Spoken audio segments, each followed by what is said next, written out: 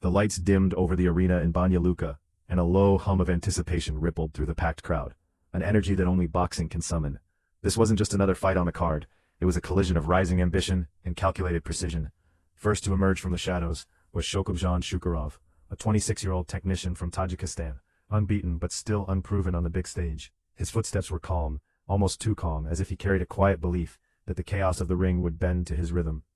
Across the canvas awaited Jovan Nikolic, the hometown favorite from Novi Sad, just 23 years old, but already carrying the weight of expectation. A European gold medalist with a growing professional record, Nikolic had tasted the roar of his people before, and tonight, that roar followed him like a storm. The camera panned across a sea of faces, every seat nearly filled, every eye locked on the ring. This was more than a contest, it was a test of identity. Would Shukurov's composed, rangy style silence the crowd, or would Nikolic's aggression ignite it?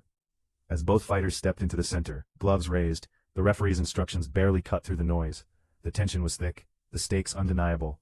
When the gloves touched, it wasn't just a gesture of respect, it was the opening note of a fight that promised to simmer, boil, and perhaps explode. From the opening bell, the contrast in styles was immediate and unmistakable. Shukurov in black stood tall in a southpaw stance, his long arms stretching the distance like a barrier Nikolic would have to solve.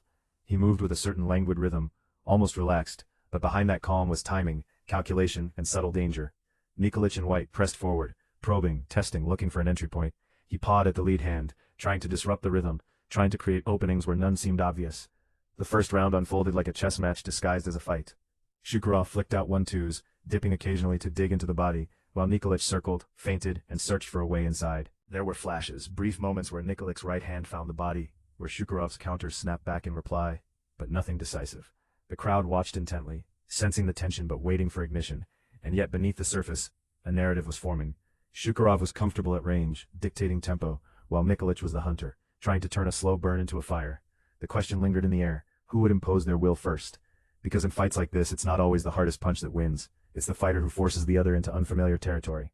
As the second round began, the corners spoke louder than the crowd.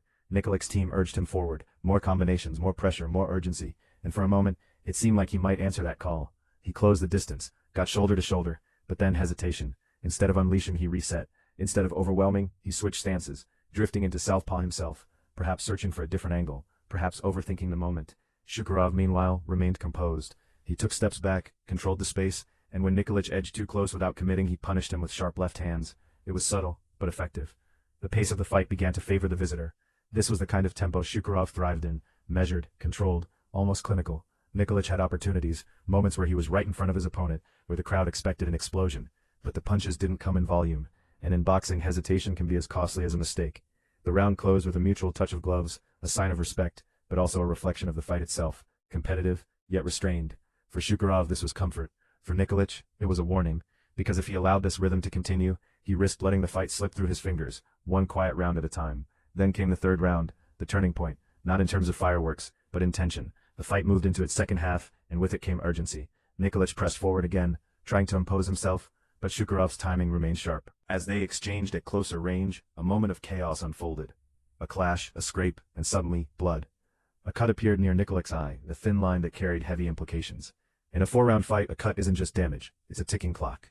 The referee stepped in, the action paused, and for a brief moment the entire arena held its breath. If the fight were stopped, the judges' scorecards would decide everything.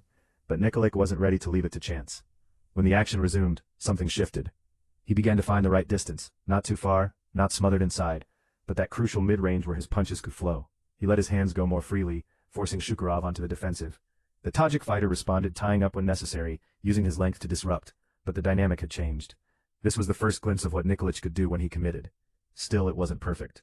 Moments of hesitation crept back in, small windows missed, opportunities half taken. The round ended with a sense of frustration as much as momentum, a feeling that the fight was still there to be seized, but not yet fully claimed. By the fourth and final round, both fighters carried the marks of the battle, not just physically but in their movements. The pace had taken its toll, and the urgency now collided with fatigue. Nikolic came forward once more, switching stances, trying to create angles, trying to force the issue. Shukurov, still composed but visibly wearing down, relied more on holding, on surviving the pressure rather than dictating it. The crowd sensed the moment.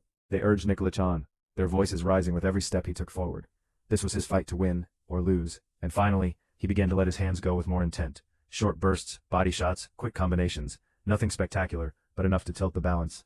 Shukurov fired back when he could, landing clean shots in pockets, reminding everyone of his skill, but the momentum had shifted.